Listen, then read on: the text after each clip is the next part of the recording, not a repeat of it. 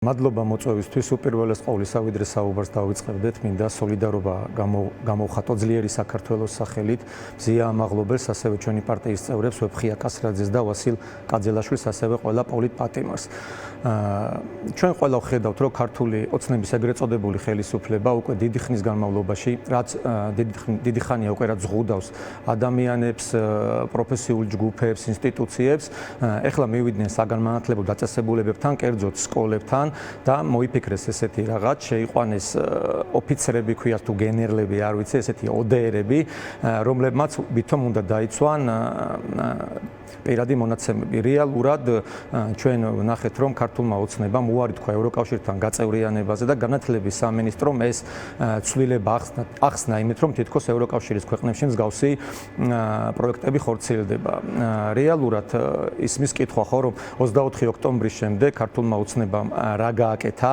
რა შეიცვალა ევროკავშირში გაწევრიანების კუთხით, როცა ეს მაგალითი მოაქვთ ერთადერთი რომ ვითომ მაინც და მაინც ამ პროექტის ფარგლებში მიდიან ევროკავშირისკენ. რეალურად ჩვენ ვნახეთ რომ დაყადაღებული არის და დასანქცირებული არის ქართული ოცნების ჩინოვნიკების ქონებები, ასევე მათ შეუზღუდეს დიპლომატიური პასპორტები და ვერ შედიან ევროკავშირში და თვითონ რიგითი მოქალაქეების კუთხითაც რო შევხედოთ, არაფერი არ შეცვლილა ჩვენი მოქალაქეების ცხოვრებაში არ გაუმჯობესებულა მათი ხელფასები, არ შექმნილა ახალი სამუშაო ადგილები და მაინც ეს ერთადერთი გამართლება მოიტანა განათლების სამინისტრომ თითქოს მარტო ამაში მედიან ევროკავშირის. საშიშროება დაინახა ქართულმა ოცნებამ რომ სასწავლო დაწესებულებებში შესაძლოა პროტესტმა იფეთქოს, ამიტომ როგორც კონტროლის მექანიზმი, ასე შეჰყავს შიგნით მაკონტროლებლები.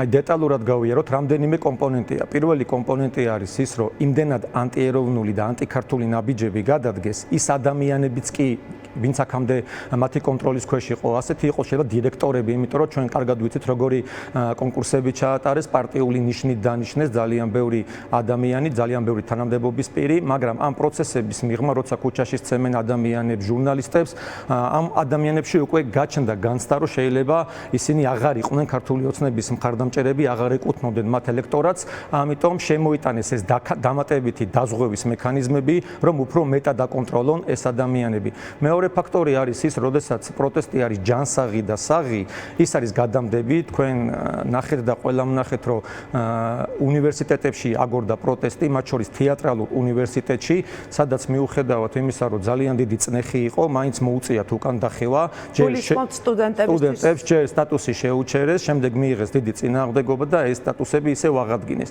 შესაბამისად, ეს პროტესტი რო არ იყოს გადამდები და რო არ გავრცელდეს უკვე შედარებით ქვედა დონეებზე, როგორიც არის სკოლები, ბაღები, იქ უკვე დამატებითი მექანიზმი შემოიტანეს. მესამე კომპონენტი არის ის, რომ ქართული ოცნება თვითონ ვერ იღებს გადაწყვეტილებებს, პიროვნული ნებელობა დაკარგული აქვს ამ ადამიანებს.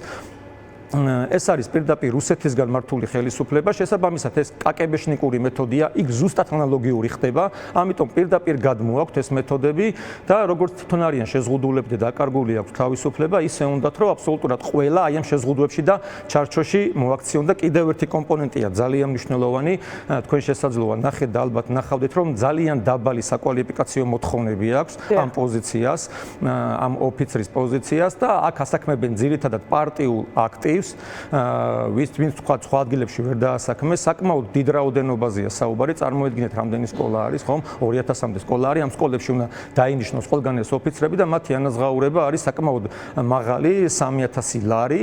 შესაბამისად, აქ ხდება პარტიული აქტივის დასაქმება და სუსის კონტროლი პირდაპირ ხორციელდება, განსაკუთრებით მე ვიტყოდი არა უფრო დირექტორებზე, რადგან მაინც ისინი მეტნაკლებად მაინც შერჩეული ყავთ პარტიული ნიშნით და კონკურსი არ იყო სამართლიანი. პედაგოგებზე არის ეს ძირითადში, იმიტომ რომ ძალიან ბევრი პედაგოგი სოციალურ ქსელშიც გამოხატავს პროტესტს, ასევე მე აქციებზე ვხედავ ძალიან ბევრ მათგანს, როცა ჩვენ ძლიერი საქართველო იქ ყოველ საღამოს მივდივართ, ძალიან ბევრი პედაგოგი არის იქ, ჩემი ნაცნობი პედაგოგები და ეთყობა ეს ინფორმაციები ჯონავს, რომ რეალურად იქაც პროტესტი არის სკოლებში და ამიტომ ეს დამატებითი მექანიზმები რომ ხელშია ბატონო ნიკა ახლა ბერკეტი, ეს არის და რა ბერკეტი აქვს პედაგოგებს თუ ხალხს, რომ მართლაც ასე ერთმანეთის მიყოლებით ყველა იმ კანონ პროექტს, რომელიც მათ თავში მოუვათ, არ აქცევდნენ კანონად და ამას არ იყენებდნენ შემდეგ საკუთარი მოქალაქეების, მოსახლეობის წინააღმდეგ. ხო, ჩვენ საუბრობთ მაუწყებლის შესახებ კანონში შეტანილ ცვლილებებზე, ჩვენ საუბრობთ ახლა ერთ-ერთ კანონზე, რომელიც ასევე განიხილება და ეს არის სისხლის სამართლის კოდექსში სამშობლოს ღალატის მუხლის შემოტანა. საუბრობთ ათასობით და 10,000-ობით დაჯარიმებულ ადამიანებზე. რა არის მთავარი ბერკეტი, რომელიც წინააღმდეგობას გაუწევს რეჟიმს? თავად ხალხი ისევ? მთავარი ამბავი არის, რომ ჩვენ გავიაზროთ, რომ ჩვენ ვართ მარათონში. ეს არის გრძელვადიანი ბრძოლა. ეს პროცესები გაგრძელდება და ალბათ უფრო მძიმე ხასიათსაც მიიღებს. ერთადერთი გამოსავალი არის, რომ არ შევწყვიტოთ პროტესტი, სხვა გამოსავალს უბრალოდ თავის მოტყუება იქნება, რო ვთქვათ, უნდა თანმიმდევრულად მივყვეთ ამ პროცესს და მივიდეთ ხელახალ არჩევნებამდე. ხელახალი არჩევნების გარდა ქვეყანაში კრიზისის განმუხტვის მექანიზმი არ არსებობს.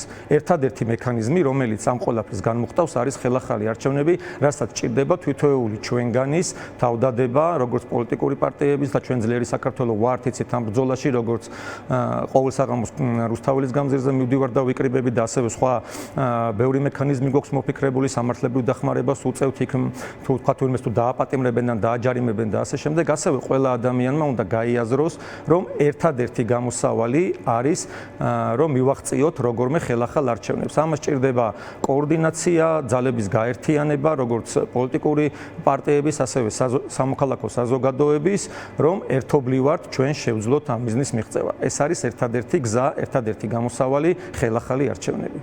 მადლობა. ნიკა ჩერქეზიშვილი, ლელო ძლიერი საქართველოსთვის პოლიტსაბჭოს წევრი.